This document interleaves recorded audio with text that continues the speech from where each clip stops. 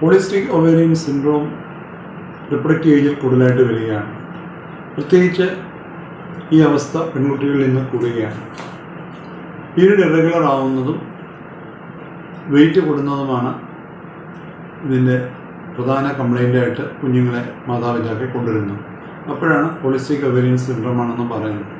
അപ്പോൾ അവിടെ നമ്മൾ ആദ്യം പേഷ്യൻറ്റിനോട് പറയുന്നത്, മാതാപിതാക്കളോട് പറയുന്നത് നിങ്ങൾ വെയിറ്റ് റിഡക്ഷൻ ചെയ്യണമെന്നുള്ളതാണ്. അപ്പോൾ മാതാപിതാക്കൾ പറയുന്നത് ഡോക്ടറെ കുഞ്ഞിന് പരീക്ഷയുണ്ട്, അതുകൊണ്ട് ഡോക്ടർ ഗുളിക കൊടുത്ത് അത് കൺട്രോൾ ചെയ്യണം എന്നുള്ളതാണ്. ശരിയല്ല, കൺസെപ്റ്റ് ശരിയല്ല. ആ പ്രായത്തിൽ കാര്യം അവർക്ക് കരിയറിന് വേണ്ടി ആണ് മാതാപിതാക്കൾ അങ്ങനെ പറയുന്നത്. കാര്യം കുഞ്ഞ് പഠിച്ചു മിടിക്കുകയാണ്. മിക്കവാറും +1 +2 പഠിക്കുന്ന പിള്ളേരിലാണ് അവർ കൊണ്ടുവരുന്നത്.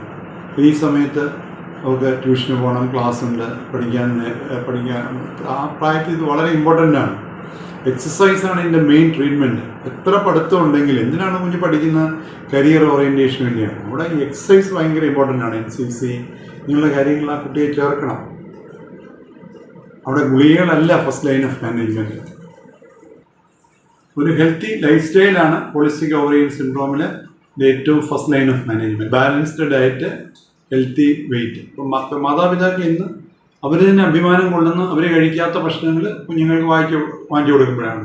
വൈകിട്ട് ജോലി കഴിഞ്ഞ് വരുമ്പോൾ കുഞ്ഞുങ്ങൾ ഇഷ്ടപ്പെടുന്ന ഭക്ഷണം വാങ്ങിച്ചു കൊണ്ട് കൊടുക്കുമ്പോൾ, അല്ലെങ്കിൽ എൻ്റെ കുഞ്ഞിൻ്റെ ഭക്ഷണമേ കഴിക്കുകയുള്ളൂ എന്നൊക്കെ പറയുമ്പോൾ അതൊരു തരം ഒരു അനുഭൂതി മാതാപിതാക്കളിൽ നിന്ന് അനുഭവപ്പെടുന്നുണ്ട്. കയ്യിൽ പൈസ ഉണ്ടെങ്കിലും ഇല്ലെങ്കിലും കുഞ്ഞുങ്ങൾക്കത് കൊടുക്കുമ്പോൾ കുഞ്ഞുങ്ങൾ കാണിക്കുന്ന ആ സ്നേഹവും സംതൃപ്തിയൊക്കെ മാതാപിതാക്കളുടെ ഒരു അനുഭൂതി, ഒരു കോംപ്ലക്സ് ആണ്. അത് അപകടകരമാണ് എന്നുള്ളത് അവർ മനസ്സിലാക്കണം. മാതാപിതാക്കളാണ് മനസ്സിലാക്കേണ്ടത്.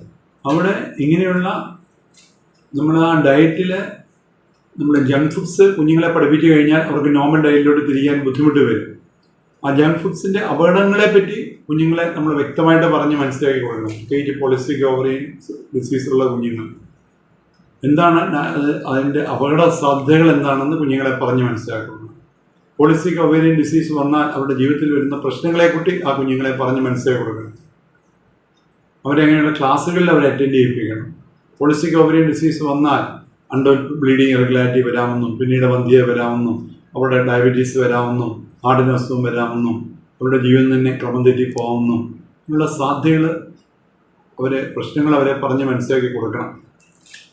ആ പീരീഡ് ഇറഗുലാരിറ്റി ഇതിൻ്റെ ഒരു ഭാഗമാണെന്ന് മനസ്സിലാക്കണം. അമിത രോമ വളർച്ച അതിൻ്റെ ഒരു ഭാഗമാണെന്ന് മനസ്സിലാക്കണം. അല്ലാതെ അവരെ ഫേഷ്യലി ചെയ്യിപ്പിക്കുകയല്ല വേണ്ടത്.